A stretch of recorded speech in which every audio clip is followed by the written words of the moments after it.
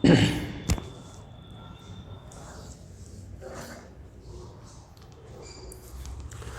morning, students.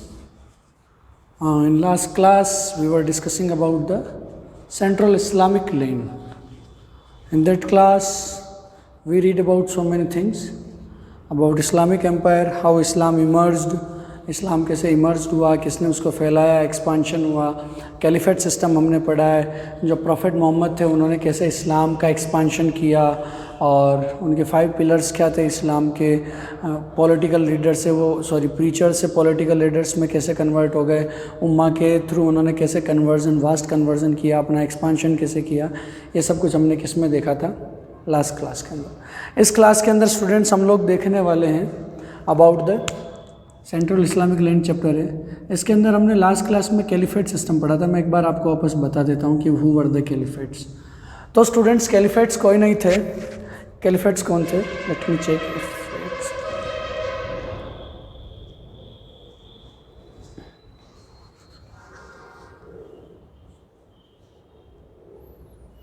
सो students caliphate कौन थे? इनको ऐसा कह सकते हैं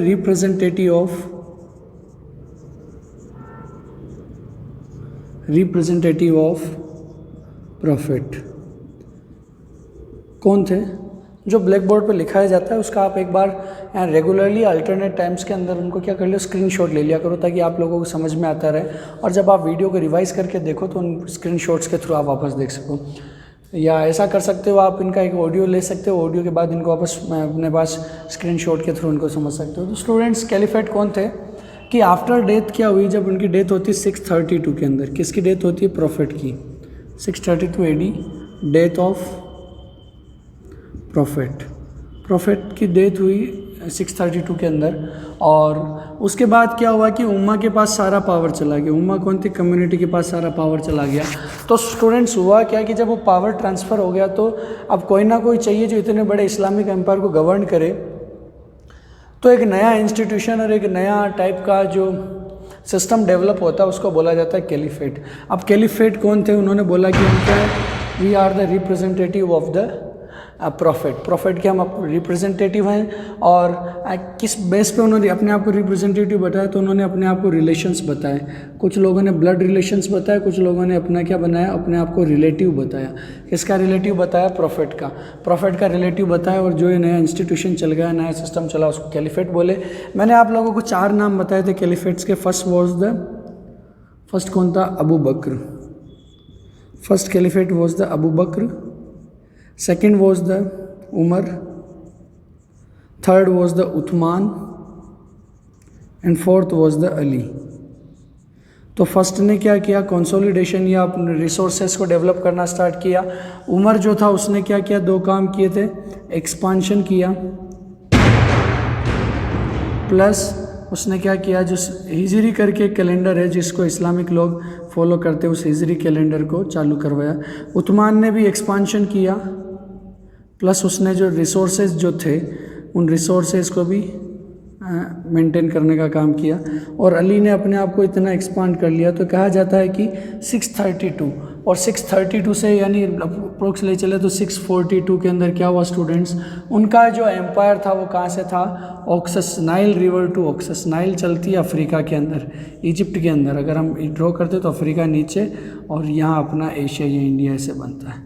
तो यहाँ पर नाइल रिवर से ऑक्सस रिवर तक, तो नाइल टू ऑक्सस जो था इनका एम्पायर पहुँच चुका था। कैसे पहुँचा? इन्होंने खूब सारे अटैक किए, अटैक करते थे, उन्होंने खूब सारे लूट लिए, इन्होंने कैंपेन किए और उन कैंपेन के थ्रू इन्होंने अपने आप को एक्सपांड किया। तो 4 फेमस थे, ये 4 रिलेटिव थे। इनके बाद जो 5th खलीफा आया उसके नाम से हम अभी आगे बढ़ेंगे। तो अली के बाद नया कैलिफेट कौन था जिसको हरा दिया? हमने देखा था कि अली ने एक वॉर लड़ा था। किसके साथ? 2-3 वॉर उसने लड़े। एक उसने लड़ा था बैटल ऑफ कैमल। क्या नाम था उसका? Battle of camel. या लोग आपको मालूम होगा बैटल ऑफ कैमल, ऊँटों की लड़ाई जिसको बोला जाता है। आयशा जो थी वाइफ ऑफ, किसकी वाइफ थी वो? आयशा या AI ऐसा भी लिख सकते हैं खूब सारे लोग इसको। तो Ayesha the wife of profit और अली के बीच में हुआ था। इसका डेट मैंने पिछले वीडियो मेंशन किया, लगभग 642 है। तो बैटल ऑफ कैमल था, इसके अंदर अली उसको फिर अली के मार दिया गया। जो उमायद जो लोग थे, उमायद जो लोग थे, अली के जो फॉलोअर्स थे, उनका एक पार्ट था जिनको बोला गया उमायद। ठीक है, उमायद जो लोग थे उन्होंने इसको मार दिया। फिर इसके आगे हम चलते हैं तो एक नया डायनेस्टी चालू हो जाता है जिसको बोला जाता है उमायद डायनेस्टी। क्या बोला जाता है स्टूडेंट्स? उमायद डायनेस्टी। याद रख लेंगे ना, UMMAYAD, उमायद डायनेस्टी। इसको किसने चालू किया, उसका नाम रट लेने आप, तो उसका नाम था मुआविया।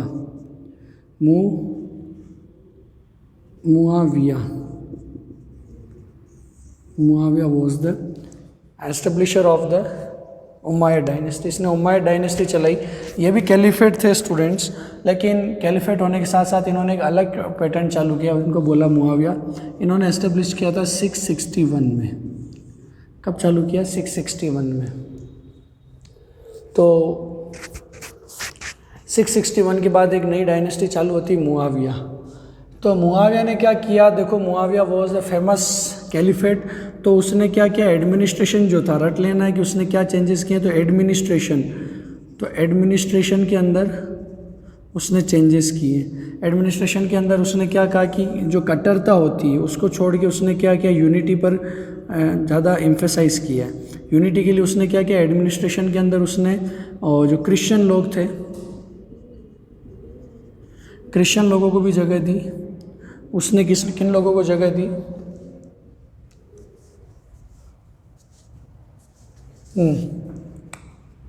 उसने जोरस्ट्रियन लोगों को भी जगह दी है। किन लोगों को दी? जोरस्ट्रियन, क्रिश्चियन और जोरस्ट्रियन, ये दो अलग अलग कम्युनिटी के नॉन इस्लामिक लोग थे। इनको टर्म में क्या कहता था? Dhimmi. Those are not from Islam are known as dhimmi. तो इस्लामिक रूलिंग के अंदर भी फिर उसने कट्टरता के ऊपर जोर नहीं देके किसके ऊपर एम्फोसाइज किया? यूनिटी पे। तो क्रिश्चियन और जोरस्ट्रियन दोनों लोगों को उसने एडमिनिस्ट्रेशन में जगह दी। मुआविया करके जो था उसने चेंजेस किए। उस मुआविया ने एक और चेंज किया था, उसको क्वेश्चन पूछा जा सकता है कि राइट एनी 3 चेंजेस। ये क्वेश्चन आप लिख लीजिए और उसका आंसर लिखना है इसको, जैसे मैं वीडियो में बता रहा हूँ उसके अकॉर्डिंग। राइट एनी 3 चेंजेस और right the 3 changes occurred by Muawiya ने कुछ चेंजेस किए थे, उनको लिखना है आपको। तो उमायद डायनेस्टी का था मुआविया। पहला उसने क्या किया? एडमिनिस्ट्रेशन के अंदर चेंज किया यूनिटी को बल देके। और दूसरा उसने क्या किया? दूसरा नाम आता है, उसने क्या किया? जो रेबेलियन जो होते हैं, रेबेलियन होते थे ऑन द नेम ऑफ इस्लाम। यानी इस्लाम के नाम पे जो रेबेलियन होते थे कि हम इस्लामिक लोग हैं और आप लोग इनको एडमिनिस्ट्रेशन में जगह दे रहे हो, ये कर रहे हो। तो rebellion on the name of इस्लाम, उनको क्या किया? उसने सप्रेस्ड किया। Suppressed the rebellion on the name of Islam by Muawiya लोगों ने उन्होंने किया। तीसरा उसने क्या किया? एक नया सिस्टम चालू किया जो इम्पोर्टेंट है। तो याद रखिए 3 चेंजेस। पहला उसने एडमिनिस्ट्रेशन के अंदर क्या किया स्टूडेंट्स? क्रिश्चियन लोगों को और जोरस्ट्रियन लोगों को उसके अंदर उसने पार्टिसिपेट एंट्री दी एडमिनिस्ट्रेशन में। सेकंड उसने क्या किया? जो रिलीजन के नाम पे या इस्लाम के नाम पे जो रेबेलियन होते थे उनको हटाया। और तीसरा, ये देखिए बहुत इंपॉर्टेंट होता है तीसरा, थर्ड में यहाँ लिखता हूँ आप लोगों के लिए। थर्ड इसने क्या किया स्टूडेंट्स? रट लेना है। क्या किया उन्होंने? रटने की बात नहीं, रटने का नहीं, अपने को समझना है कि क्या होता है कि कबीला जो होता था, हमने पढ़ा है ना कबीला। तो कबीले के अंदर क्या होता था? जो चीफ बनता था, वो चीफ किसके बेस पे बनता था? अपनी इंटेलिजेंस पे और अपने पावर या करेज के ऊपर। जिसमें ज़्यादा ताकत होगी, जिसमें ज़्यादा बुद्धिमानी होगी, जिसमें ज़्यादा ताकत होगी, उसका चीफ बनेगा कबीले का। तो कबीला ही बाद में क्या हुआ? एक्सपांड होके क्या बन जाता है स्टूडेंट्स? एम्पायर बना, इस्लामिक एम्पायर। तो एम्पायर बना, तो एम्पायर के अंदर भी यही सिस्टम बनता है कि जिसमें ज़्यादा पावर होगी वो क्या बन जाएगा? कैलिफेट बन जाएगा, लड़ झगड़ कर। बट फिर क्या हुआ? उन्होंने चेंज किया। तो ये जो तीसरा चेंज था वो इम्पोर्टेंट है। वो तीसरा चेंज क्या था स्टूडेंट्स? मैं इसको ऊपर लिखता हूँ यहाँ पर, क्वेश्चन आप लिख लीजिए। Write any 3 changes occurred by Muawiya in Umayyad dynasty. इसके बाद मैं तीसरा चेंज आप लोगों के लिए ऊपर लिख रहा हूँ यहाँ पर। सो स्टूडेंट्स, बीच में वीडियो रुक गया था और मुझे इसका कुछ आइडिया नहीं रहा, बीच में कॉल आ गया था तो वीडियो रुक गया और मुझको आइडिया नहीं रहा, मैंने थोड़ा आगे बढ़ गया। तो हम वापस उसको पूछे ले चलते हैं। तो मैंने चेक किया उसको टॉपिक को कि हम लास्ट कहाँ तक चल रहे थे। तो स्टूडेंट्स हमने यहाँ छोड़ा था कि मुआविया ने जो 3 चेंजेस किए थे, हम इसके बारे में डिस्कशन कर रहे थे। मुआविया ने 3 चेंजेस किए थे, मुआविया के 3 चेंजेस थे, हमने पढ़े थे। एक तो उसने एडमिनिस्ट्रेशन में क्या किया, एडमिनिस्ट्रेशन के कंसोलिडेशन पे उसने कंसोलिडेट यानी क्या होता है, मजबूत करना। तो कंसोलिडेशन के ऊपर उसने एम्फेसाइज किया और उसने क्या क्या एंट्री दिया किन लोगों को, he gave the entry to the non Islamic people. इसमें थे क्रिश्चियन और कौन थे स्टूडेंट्स, जोरोस्ट्रियन पीपल।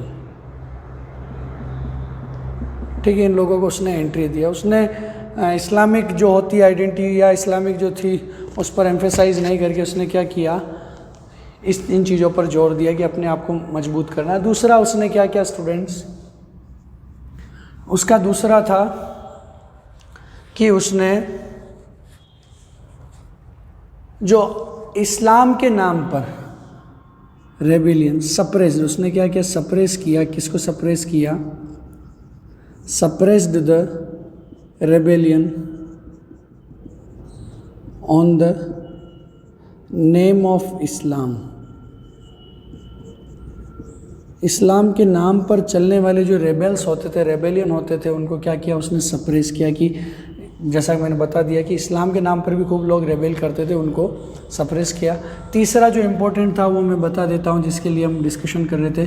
तो उसने क्या बोला, मुस्लिम जो थे उनको लीड किया, किस लिए, to select their son as their heir. अपने बेटे को क्या करो, अपना हायर, अपना उत्तराधिकारी चूज कर लो। अपना जो होता है ना कि इसके बाद राजा का बेटा राजा ही बनेगा। तो ये वाला सिस्टम किसने चालू किया, मुआविया ने। मुआविया ने कहा कि to select their son as their heir, इसलिए इसने मुस्लिम लोगों को लीड किया। कैलिफेट के अंदर हमने पहले पढ़ा था कि कबीले का जो चीफ होता था, कबीला है इसका जो चीफ है, ये किस बेस पे सेलेक्ट होगा, on his intelligence and his courage. अपने इंटेलिजेंस और अपने करेज के ऊपर उसको सेलेक्ट करेगा। और लेकिन बाद में उसने बोला कि सिस्टम चेंज हो रहा है, कोई भी बाहर से आके अंदर घुस जाता है, कोई भी राजा बन जाता है, अपने बेटों को बनाना चाहता था। उसने क्या बोला स्टूडेंट्स कि मुस्लिम लोगों को लीड किया कि आप लोग क्या बनो, मेरे हायर बनो। तो उसने एक नया सिस्टम चालू किया। तो 3 सिस्टम उसने चालू किए, 1, 2 और 3, फर्स्ट, सेकंड और थर्ड उसके चेंजेस थे। इनको पॉलिटिकल मेजर्स भी बोले जाते हैं, political measures by Muawiya. Muawiya के द्वारा चलाए गए पॉलिटिकल मेजर्स थे, बाय मुआविया ने चलाए थे, या इनको पॉलिटिकल चेंजेस भी बोल सकते हैं आप। क्वेश्चन पूछा जा सकता है, ये क्वेश्चन आप नोट कर लीजिए कि राइट 3 पॉलिटिकल मेजर्स, पीएम लिख रहा हूँ मैं इनको, या चेंजेस ऑक्योर्ड बाय मुआविया। तो 3 चेंजेस ये हो जाते हैं। ठीक है स्टूडेंट्स, हम इसके आगे बढ़ते हैं। देखो अब मैंने भी आपको सिस्टम पढ़ाए थे कि जो इस्लामिक एम्पायर उसको रूल करने के लिए 3 सिस्टम हिस्ट्री के अंदर हमको दिखते हैं, इमर्ज हुए हैं। उन 3 सिस्टम को एग्जिस्ट किए हैं इनका। उन 3 सिस्टम था, पहला प्रॉफिट जब रूलिंग करते थे, when profit was ruling, its profit ruling. Second method आया कैलिफेट मेथड, और थर्ड मेथड आया उसको बोला हमने सल्तनत। क्या बोला है, सल्तनत। कैलिफेट, प्रॉफिट और सल्तनत। तो हमने प्रॉफिट का रूलिंग पढ़ लिया, कैलिफेट पढ़ रहे हैं, थर्ड आएगा सल्तनत। तो कैलिफेट के अंदर डायनेस्टी चेंज हो सकती है। अभी हमने पढ़ी डायनेस्टी, उमायद डायनेस्टी, फर्स्ट क्वारिश डायनेस्टी थी जिसके अंदर प्रॉफिट थे, उनके रिलेटिव्स थे। सेकंड डायनेस्टी आई उमायद डायनेस्टी, जिसको मुआविया ने स्टार्ट किया। इसने 90 ईयर्स तक रूलिंग किया है। कितने ईयर्स तक, उमायद डायनेस्टी ने। नहीं, क्वेश्चन पूछा जा सकता for how long Umayyad dynasty rule the Islamic empire, for 90 years. ठीक है, उमायद ने 90 ईयर्स तक रूल किया। उसके बाद क्या हुआ स्टूडेंट्स कि नई डायनेस्टी आई, उसका नाम था अब्बासिद। तो बाद में अब्बासिद के बारे में हम थोड़ा डिस्कशन करेंगे।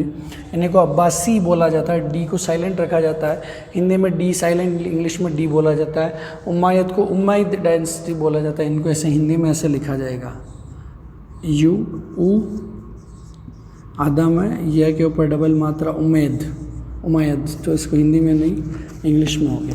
ठीक है स्टूडेंट्स, 90 ईयर्स तक इनका रूल हुआ और 200 ईयर्स तक अब्बासिद ने रूल किया है। इनके बाद आई, इसके बारे में हम बाद में देखेंगे। एक मेन नाम आता है Abdul Malik, he was from Umayyad dynasty. उसने 3-4 काम इंपॉर्टेंट किए, 4 काम उसके गिने जाते हैं।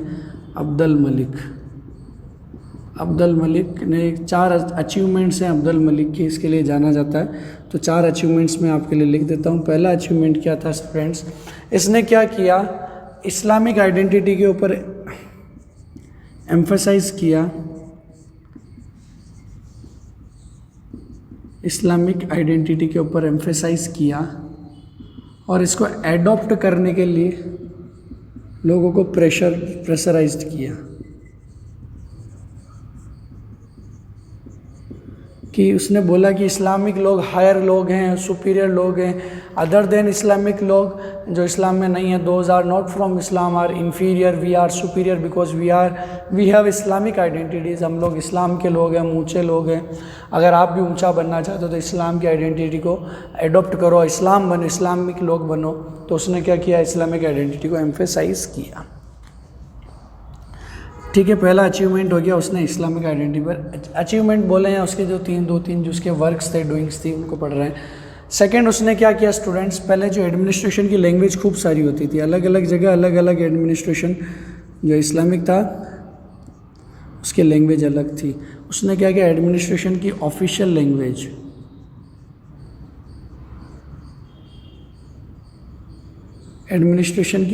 लैंग्वेज उसने क्या बना दी, अरेबिक लैंग्वेज बना दी। क्या बना दी उसने, अरेबिक जो लैंग्वेज थी उसको क्या बना दिया, एडमिनिस्ट्रेशन की ऑफिशियल लैंग्वेज। ये याद करना है, अरेबिक लैंग्वेज बनाया उसने, लोगों को प्रेशराइज्ड किया to adopt the Islamic identities. तीसरा उसने क्या किया स्टूडेंट्स, देखना है, फर्स्ट इस्लामिक कॉइनेज चालू किया है।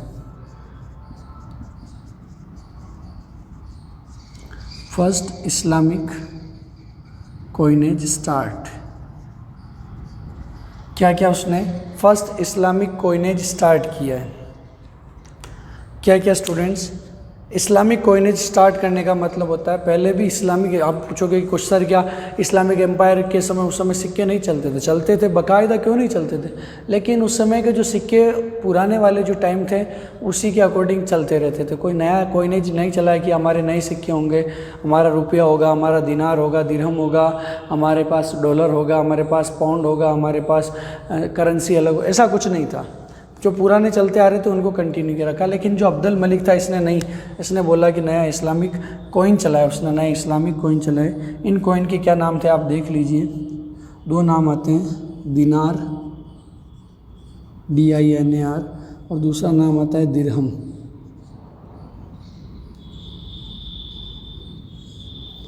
दिनार और दिरहम, दिनार का कौन सा था, गोल्ड कॉइन था, दिनार वॉज द गोल्ड कॉइन और दिरहम वॉज द सिल्वर कॉइन।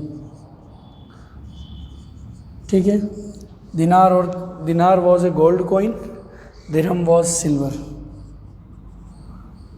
अब देखोगे यार कि ये सर ये क्या इसने मन से ही बना है, नहीं, इसने क्या किया स्टूडेंट्स, 2 अलग अलग जगह से इसने एडोप्ट की इन चीज़ों को। वो एडोप्शन कहाँ से था आप लोग देखेंगे तो उसने एडोप्ट किया था 2 जगह से। इनको कहाँ से किया था,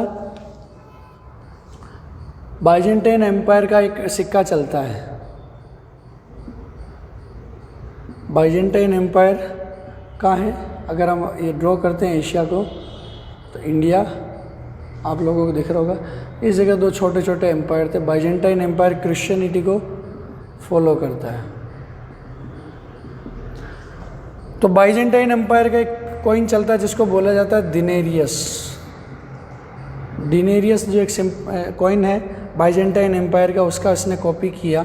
और दूसरा उसने किसको कॉपी किया, जो जोरोस्ट्रियन जो एम्पायर था, उस जोरोस्ट्रियन एम्पायर को क्या किया, उसका नाम था उसने द्रचम, DRACHUM या CHM, द्रचम जो एक करके कॉइन आता है, उसको उसने कॉपी किया। डिनेरियस और द्रचम से उसने क्या बना है, दिनार और दिरहम, ठीक है, उसने वहाँ से कॉपी किए। ये 2 कॉइन भी थे, ठीक है। अब ये जो कॉइन थे स्टूडेंट्स, उसके ऊपर एक लैंग्वेज लिखी होती जिसको बोला जाता है पहलवी लैंग्वेज। कौन सी लैंग्वेज थी, पहलवी, PAHALVI, पहलवी लैंग्वेज। और पहलवी लैंग्वेज कौन सी लैंग्वेज थी, याद रख लेना, क्वेश्चन ये एक कम्पिटिटिव एग्जाम में भी पूछा गया, जो CBSE के जो PGT टीचर्स के लिए जो एग्ज़ाम होता है उसके अंदर क्वेश्चन पूछा गया, आप लोग अभी से याद रखना। Pahlavi was the language of Iran. कहाँ की लैंग्वेज थी स्टूडेंट्स, ईरान की लैंग्वेज थी। कौन सी थी, पहलवी। पहलवी के ईरान कहाँ, पहलवी लैंग्वेज कहाँ चलती थी, ईरान में चलती थी। तो Pahlavi was the language of Iran. तो ईरान की लैंग्वेज के अंदर इन कॉइन्स के ऊपर कुछ ना कुछ लिखा होता। तो with the writings of Pahlavi language की राइटिंग्स में ईरान की लैंग्वेज में लिखा होता था। ठीक है स्टूडेंट्स, इसके आगे हम चलते हैं। पहलवी 3 काम तो हमने देख लिए। पहला उसने क्या, इस्लामिक आइडेंटिटी पे एम्फेसाइज किया, अरेबिक लैंग्वेज को ऑफिशियल लैंग्वेज बनाया, नए कोइनेज चालू किए।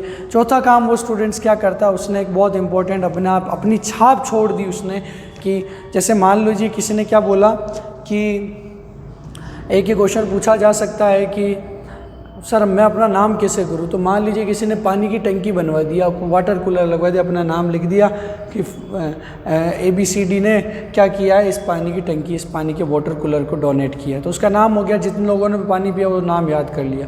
बस उसी टाइप क्या हुआ, जैसे कि कुंभलगढ़ का किला राणा कुंभा ने बनाया, चित्तौड़ का किला महाराणा प्रताप उसमें रहे हैं, चित्तौड़ का किला उसने बनाया, राणा कुंभा ने उसमें अलग अलग चीज़ें बनाई हैं। या इसको देखा जाए तो जैसे कि अलग अलग जगह पे अलग अलग चीज़ें बनाते हैं। अभी स्कूल के बारे में बोला जाए तो स्कूल कब बनी, किसने बनाई, तो नाम हो गया। तो उसी टाइप क्या किया इसने, अपना नाम को अमर करने के लिए उसने क्या किया, नाम को अपने स्प्रेड करने के लिए, लॉन्ग लाइफ या नाम को इमोर्टल करने के लिए उसने क्या किया, एक काम किया, उसने क्या बनाया, जेरूसलम। जेरूसलम क्या है, इज़राइल की प्रेजेंट टाइम की क्या है, कैपिटल है, कैपिटल ऑफ इज़राइल। इसके अंदर इसने डोम ऑफ रॉक बनाया, एक मॉस्क्यू है वहाँ पर जिसका नाम है डोम ऑफ रॉक मॉस्क्यू, उसने बनाई। जेरूसलम में उसने क्या किया, डोम ऑफ रॉक करके एक मॉस्क्यू बनाई। तो इसका नाम हो गया, इसने 4 काम किए अब्दुल मलिक ने। इन चारों कामों का आप याद रख सकते हैं, उसकी अचीवमेंट्स हैं उसके रूलिंग के अंदर। तो जेरूसलम में Dome of Rock, Islamic identity emphasize, administration के अंदर लैंग्वेज चेंज करना, अरेबिक, और फर्स्ट इस्लामिक उसने काम किया। मैंने एक आप टॉपिक अगर आपने वीडियो में नहीं आया तो मैं आपको उसको वापस एक बार बता देता हूँ। जो हुमायूं डायनेस्टी का जो था राजा, कौन था, मुआविया। तो मुआविया ने क्या किया, अपनी जो सिटी थी उसको कहाँ चेंज कर दिया था। मैं वापस रिवाइज करा देता हूँ, क्वेश्चन पूछा जा सकता है या पूछ सकता हूँ कि मुआविया ने क्या किया, अपने कैपिटल को कहाँ शिफ्ट किया, कैपिटल शिफ्टेड। कहाँ से किया, फ्रॉम ईरान, ईरान नहीं सॉरी फ्रॉम मदीना। मदीना में उनकी पहली कैपिटल थी, हमने पढ़ा है। मदीना को उन्होंने अपनी एडमिनिस्ट्रेशन कैपिटल बना दी थी, और मक्का उनके लिए रिलीजियस जगह हो गया था, रिलीजियस सेंटर हो गया था। From Medina to Damascus. Syria की राजधानी अभी दमेस्कस है, याद रखना। क्वेश्चन पूछा जा सकता है, कैपिटल ऑफ सीरिया, सीरिया का कैपिटल है दमेस्कस, और जेरूसलम क्या है, कैपिटल ऑफ इजराइल। तो दमेस्कस को उसने अपनी नई कैपिटल बना ली थी। इसके आगे आने वाले टॉपिक्स हम नेक्स्ट वीडियो के अंदर डिस्कशन करेंगे। वीडियो देखते रहो, जो व्हाइट बोर्ड पे लिखा रहा जा रहा है उनको अपनी लैंग्वेज के अंदर एज इट इज़ नोटबुक में उतारते रहो। स्पेशल नोट्स भी लिखा सकता हूँ, बट मैं चाहता हूँ कि आप लोग लिखना सीखो। मेरा पहला और लास्ट मोटो है कि आप लोग लिखना सीखेंगे।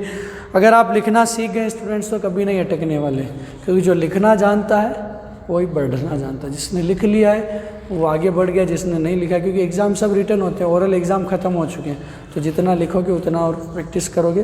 Thank you so much. बनते रहो, बनाते रहो और आगे बढ़ते रहो। Okay students, meet you in next class. Thank you so much.